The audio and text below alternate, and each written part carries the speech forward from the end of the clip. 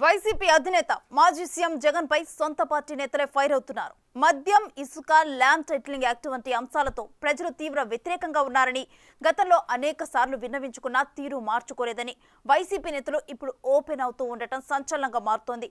ఉమ్మడి కర్నూలు జిల్లాలో senior politicians అయిన కాటసాని బ్రదర్స్ అగ్గి మీద గుగ్గిలమవుతున్నారట. మరి ఆ బ్రదర్స్ చేసిన హాట్ కామెంట్స్ ఏంటి? ఆ స్టోరీ ఏంటో లెట్స్ వాచ్.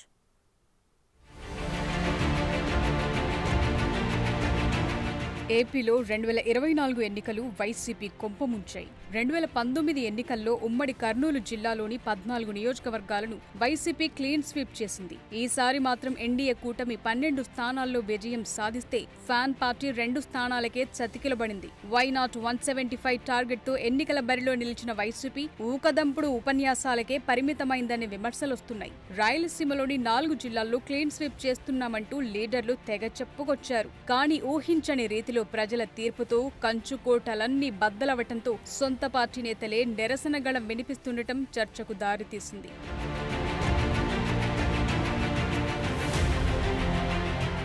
మాజీ ఎమ్మెల్యే కాటసాని రాంభూపాల్ రెడ్డి ఇప్పటి వరకు 9 సార్లు పోటీ చేసి 6 సార్లు ఎమ్మెల్యేగా గెలుపొందారు. ఈ ఎన్నికల్లో ఉమ్మడి కర్నూలు జిల్లాలోని పాణ్యం నియోజకవర్గం నుంచి పోటీ చేసి ఓటమి చవిచూశారు. నియోజకవర్గంలో భూపాల్ రెడ్డి చేసిన అభివృద్ధి, సంక్షేమం కంటే దౌర్జన్యాలు, భూ కబ్జాలు, రౌడీయిజమే అందరికీ గుర్తొస్తాయనే టాకుందట.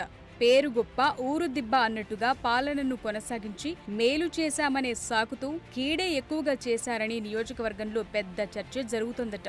ల్యాండ్ సెటిల్మెంట్లు, పత్రికా కార్యాలయాల మీద దాడులు, తమ అనుచరులతో జిల్లాలో ఫ్యాక్షన్ గొడవలను సృష్టిస్తూ కాటసాని వర్గం నిత్యం వార్తల్లో నిలుస్తూ ఉంటుందని టాక్ నడుస్తోంది.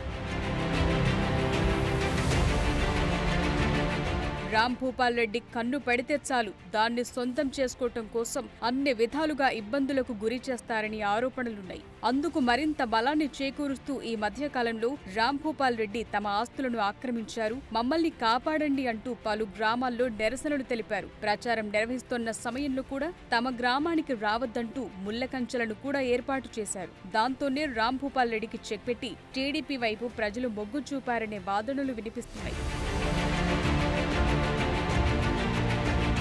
ఎన్నికల్లో ఘోర ఓటమి తరువాత మీడియా సమావేశాన్ని నిర్వహించిన కాటసాని రాంభూపాల్ రెడ్డి తమ ఓటమికి జగన్మోహన్ నిర్ణయాలే కారణమని వ్యాఖ్యానించడం హాట్ టాపిక్ అయింది. ఘోర పరాజయానికి పార్టీ తీసుకున్న నిర్ణయాలే కారణమని ఒక్క మాటలో తేల్చి చెప్పారు. వైఎస్ జగన్ అధికారులు తమ మాట విని ఉంటే ఈ పరిస్థితి వచ్చేది కాదన్నారు. ల్యాండ్ టైటిలింగ్ యాక్ట్ తమ ఓటమికి ప్రధాన కారణమని కాటసాని చెప్పుకొచ్చారు. ఇసుక పాలసీ, మద్యం విధానాల వల్ల కూడా పార్టీకి నష్టం జరిగిందని అన్నారు. వైసీపీ మేనిఫెస్టోలో కూడా గతంలో ఉండే అవకాశాలు తప్ప కొత్త అంశాలు ఏమీ లేవని, టీడీపీ మేనిఫెస్టో ప్రజలను ఆకర్షించిందన్నారు. మా ముఖ్యమంత్రి మా మాటని, అధికారులు మా మాట వినింటే మాత్రం మేము ల్యాండ్ టైటిల్ యాక్ట్ మనల్ని కొంప ముంచుతాది. మేము ఆ రోజు కూడా చెప్పాం, గడప గడపలో తిరిగేటప్పుడు ప్రతి ఒక్కరు కూడా మమ్మల్ని అడుగుతున్నారు, మీరు దీన్ని మొత్తం ల్యాండ్ టైటిల్ యాక్ట్ని ఇప్పుడే వద్దు, దాన్ని ఇప్పుడు ఎలక్షన్ అయిపోయిన దాని గురించి ఆలోచన చేయొద్దంటే మాత్రం ఎవ్వరు కూడా దాన్ని మా వాళ్ళు సమర్థించడానికి చూసినారు. కానీ మొత్తం ఈ ల్యాండ్ టైటిలింగ్లో ఒకటి బాగా దెబ్బపడింది. మాకు పట్టు అనుకునే గ్రామీణ ప్రాంతాల్లో ఉండే మా లీడర్లమ్మడి తిరిగిన రైతులు కూడా వాళ్ళ భూములు పోతాయని భయపడి వీళ్ళు చెప్పే మాటలకైతేనే ఇంకొకటైతే బుక్కుల మీద ఫోటోలు ఉన్నాయి, ఇవన్నీ మీకోసం, మీ ఫోటోలు వేసుకున్నారో అవి వెళ్ళి ఎక్కడైనా ఇవి తాకట్టు పెట్టచ్చు అని చెప్పారు. చాలా మంది లేడీస్ చెప్పడం జరుగుతుంది. ఇంట్లో ఉండేటోళ్ళు ఎవరైనా వాళ్ళకి ఎవరికి ఓటేసినామంటే వైభవం మా భూములు గుంజుకోవడాన్ని భయపడి మేము తెలుగుదేశానికి ఓటేసినామని చెప్పడం జరుగుతుంది. అంటే అంత పరిస్థితి మేము మా చేతులారుగా మమ్మల్ని ఎవరు ఓడగొట్టలే. మేము కొన్ని తప్పుదారులు చేయడం వల్లనే మేము ఓడిపోయినాం తప్ప ఏదో వాళ్ళు. దాంతోపాటు ఇసుక పాలసీ ఒకటి కూడా మాకు అది ఒక పెద్ద మైనస్ పాయింట్. మూడోది మందుబాబులు అంతా కూడా ఇంకా లేడీస్కు మాత్రం మేము ఆ రోజే చెప్పడం జరిగింది, మొత్తం మనం కూడా లేడీస్కి ఉచిత బస్సు ప్రయాణం ఇచ్చేస్తామని చెప్పడం జరిగింది. 1,00,000 రూపాయలు రైతులు రుణమాఫీ చేస్తామని చెప్పినంటే ఈరోజు మా పరిస్థితి ఇట్లా ఉండేది కాదు. సోదరుడి బాటలోనే బనగానపల్లె మాజీ ఎమ్మెల్యే కాటసాని రామిరెడ్డి కూడా చేరుతున్నారు.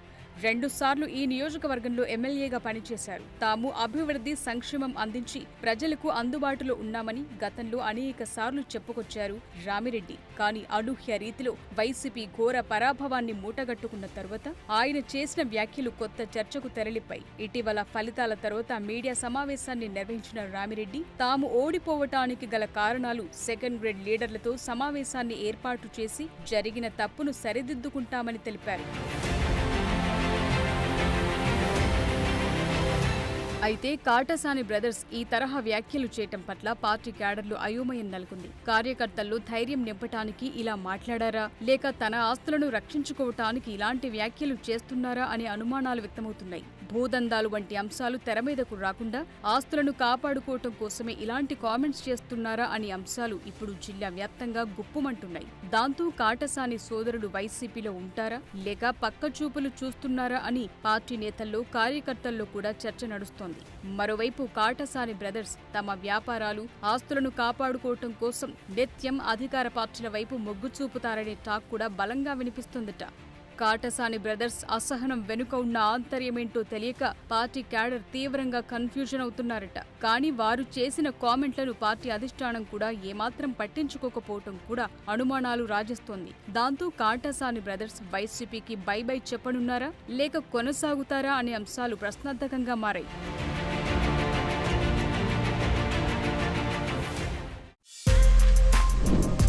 For more videos like this, subscribe Big TV channel.